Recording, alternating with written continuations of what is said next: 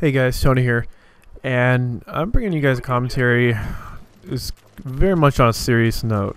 It's going to be a little bit different today, and I'm really doing this on the heels of a tragic event. Now, I'm going to have to preface this commentary. I want to tell you about a friend of mine named Elizabeth. I've known her for going on 11 years this August, and she's one of my closest friends. I don't think I have a closer friend in the world than her. And she is a person that you could definitely call selfless. She's a person who is, was a tutor in college. She tutored people. She was a student ambassador. She also went to places like Honduras and worked with kids in Honduras. I think it was like a not a homeless shelter, but like a orphanage. And she would do things like that. She would give, to those around her that she could, within reason. She was always a giver. She is always a giver, I should say. And sort of the culmination of that is the fact that she's in the Peace Corps now. And she's been in the Peace Corps now for 10 months. And her current duty station, if you want to call it that, but her current site is the country of Ukraine. And like I said, she's been there for 10 months. And I really look up to her. She's, like I said, she's one of the closest friends that I have. And these last 10 months have just been awful for her because of what's been going on back at home. So let me tell you what's been going on in the last 10 months, and then I'll get around to telling you why I'm making this commentary. So not long ago, her grandfather passed away. Sort of they knew it was coming because he had cancer, and he wasn't going to do chemotherapy, and he was just sort of at the end of his life. So he passed away from cancer. Then they lost one of their dogs that they've had for, God, a long time, 10 years at least that I know of, plus. That dog died of cancer. Another dog she had, I don't know what happened to it, but it's not with her parents anymore. And the reason why I'm making this commentary is because last night, and then I got a phone call about today, I found out last night via the internet, but last night her aunt died suddenly. And so in the last 10 months, she's had 2 family members die. One suddenly, and one was expected. And she called me when her grandfather died, because when my grandfather died, I had gone through a process of healing, and she was on her own in a foreign country, and the closest thing she could get was a phone call home. Not even a phone call, well, I mean a Skype call home, because she does have the internet out there. And so I rendered the best advice that I could to her. And basically what I had told her that would have helped me is, because I'm the kind of person, and it really depends on the kind of person you are as far as like how you deal with any sort of grieving or any sort of emotional anything, I'm the kind of person that I internalize everything. I just kind of bottle it up, deal with it when I can, or not at all, and maybe it just goes away over time. But the death of my grandfather was such a traumatic experience for me. It is unlike anything else that I have ever experienced, and if you have not experienced death in your family, it really is an eye-opening experience, and I don't really mean that in a good way, obviously, but it shakes your foundation. You suddenly, I was 23, no, I think I was 24 at the time when my grandfather passed away. And at 24, you think of yourself as invincible, immortal.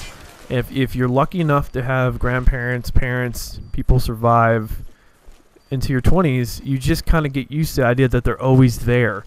And so when you get hit with death, it really is a blow. You suddenly think, man, we are mortal. It doesn't really register in your mind. And then, every now and again it goes away. You don't really think about it because, it's status quo goes back on. But going back on what I was saying, I had given her some advice. And the advice I gave her was to journal. I had journaled. I had written 1 or 2 very, very, very long Word documents.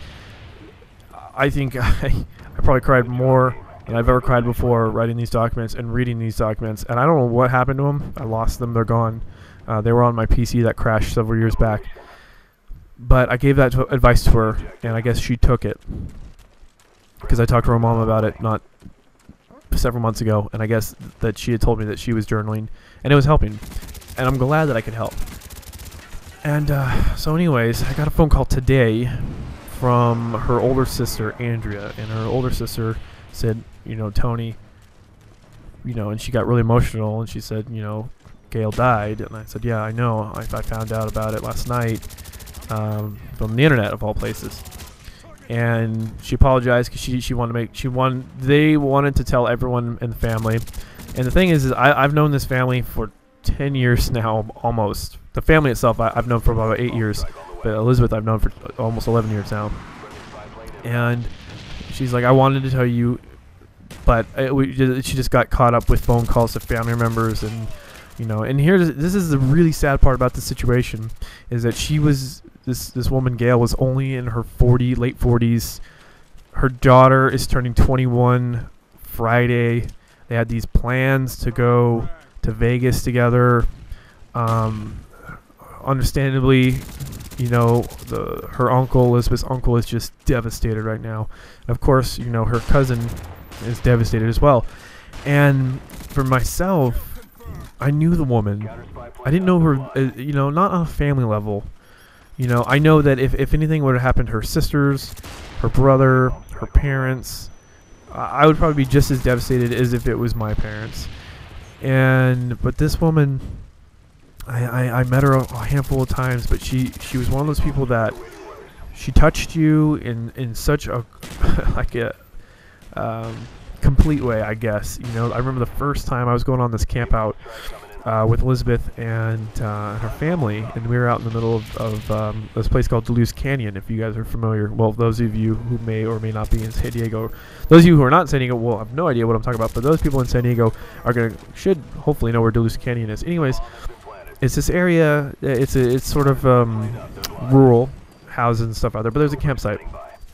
And at the time, her Aunt Gail was kind of heavy, and I must have been 20 years old at the time. And so, you know, it's when you camp out, you get to drink and stuff. And so we were drinking, and somebody said something about not drinking because you know, about gaining weight. And her Aunt Gail was sharp as a tack. She's just like, how do you think I keep my girlish figure? And we just died laughing. And then it was years before I saw her again, and you know, we had another great experience. Like, we just hung out at like a Dave & Buster's or something, and did, you know, quote unquote grown up adult arcade stuff, you know. And then I saw her years later. She had lost a whole bunch of weight. I guess she had gotten some sort of a stomach reduction surgery or something. And anyways, the last time that I saw her, she was in perfect health. So I haven't been told exactly what happened yet, but I mean, I get the impression that it definitely was not expected, because she was in great health. So it wasn't like cancer or anything like that. So I don't know. I don't know. I'll find out. But the point is that I'm bringing up is that I felt gut punched by this situation. I don't know really how to process it. You know, all last night, and I woke up this morning just feeling really down. You know, really melancholy, to use a big old school word. I can't imagine what their family's going through, because I mean, I can, because I've been there, but you know, it's just to have someone so young pass away so early in your life. I don't know. And her sister Andrea said Elizabeth is going to be calling you or Skyping with you, and she can't right now because there's a storm or something in Ukraine that's knocked out the internet or the power or something to her telling. But this is what's bothering me, is that I don't know what to say to her. I've never been down that road. I don't know how. I mean, I know I can comfort her. I'm going to listen to her. I'm going to be the good friend that I've always been.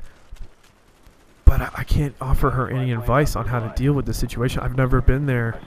And I feel so inadequate right now. And I'm trying not to make this about me. It's definitely not about me. But I'm the comforting, giving type of person. And so for me to be unable to help her. It hurts. I want to be able to make sure that I'm able to comfort her and help her out, and I just don't know how it's going to happen. I know it's going to happen. I'm going to do, you know, what any good friend is going to do. Anyways, I don't know if that's coming off selfish or not. I'm trying not to. I really didn't know what I was going to say when I started this commentary, but I want to basically try to convey